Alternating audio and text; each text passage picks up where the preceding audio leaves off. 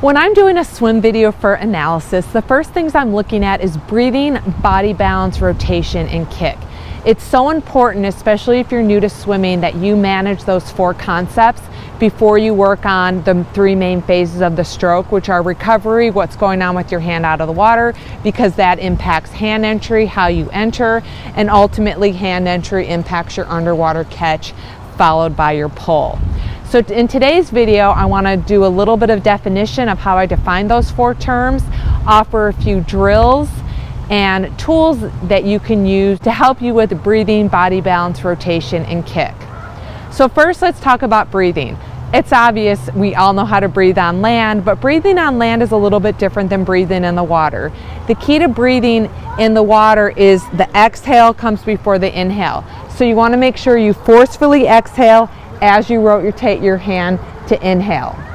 Now, the breathing will definitely impact your body balance. Body balance refers to keeping the weight of your body on your sternum, slight chin tucked, keeping your head, hips, and heels on the surface of the water. So like you want to feel like you're swimming downhill. That's what I'm talking about when I'm talking about balance. If you breathe and lift your head too much, if you drop your hand too soon as you breathe, that's going to impact your body balance. It's going to lower your legs, it's going to create drag, and now it's going to be a little bit more difficult to work on propulsion if your body balance is off and you have all this lower body drag. The kick impacts body balance. If you're not kicking from the quad and hip flexor and or have flexible ankles to bring your heels to the surface of the water, that's going to create that lower body drag, that's going to impact your body balance, and now you're pulling more weight behind you, and that's going to slow you down. Next, I want to talk about rotation. Simply, rotation means when you swim, you're either on your left hip or right hip. Now, it's the easiest way to think about rotation is to think about when my right hand enters, I rotate on my right hip. When my left hand enters, I rotate on my left hip. But what's really going on is when my left hand enters, my right arm just pulled. When my right arm enters, my left arm just pulled, and it's actually the underwater catch and pull that's driving that hip rotation. So the reason I wanted to talk about breathing, body balance, rotation, and kick is because the breathing will definitely impact body balance, rotation. If you're a one-side dominant breather and you're constantly breathing to one side, you're never fully engaging that other side hip rotation. If you lift your head up to breathe or you drop your arm as you rotate to breathe, that's going to impact your lower body drag. From the kicking perspective, the kick is going to impact your breathing as well as body balance, because if you kick too much, that could cause breathlessness. If you're not kicking from the proper muscle groups, the hips and the quads with flexible ankles, that's going to create drag, which could also create breathlessness. So those 4 concepts are so important to kind of work together on before you work on the 3 main phases of the stroke.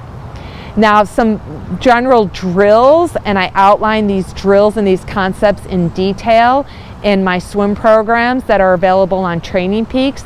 Specifically, the 16-week out-of-season program I describe these drills with videos of above and underwater of me demonstrating these drills. Kick on side with rotation works on your rotation, and it also works on your kick from the quads and hip flexors.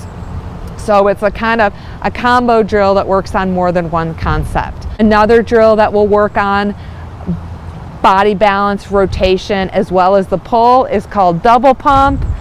And this is a definitely more advanced drill. So 3 tools that I recommend are, number 1, a pair of swim fins to work on ankle flexibility and engaging the quad and hip flexor when you kick, a pull buoy that you put between your legs and don't kick, and it helps bring your legs to the surface of the water, and a swim snorkel so you can take breathing out of the equation and just work on your arms and your kick without having to breathe. So if you have questions about what you should be working on, send me a swim video for analysis. I can offer some drills based on your technique limiter to incorporate in your swim workouts, and I can also recommend a program that we have online, either our Swimming Made Easy with over 101 swim workouts, our Swimming Faster in 30-day program, or 16-week, definitely more comprehensive swim program we call our off-season, out-of-season plan that you can do any time of the year. And you have 50% off code to any of our 3 swim programs that we have on Training Peaks. And if you haven't already, join the chatter in our T2 Endurance group, and I hope you make it a great day.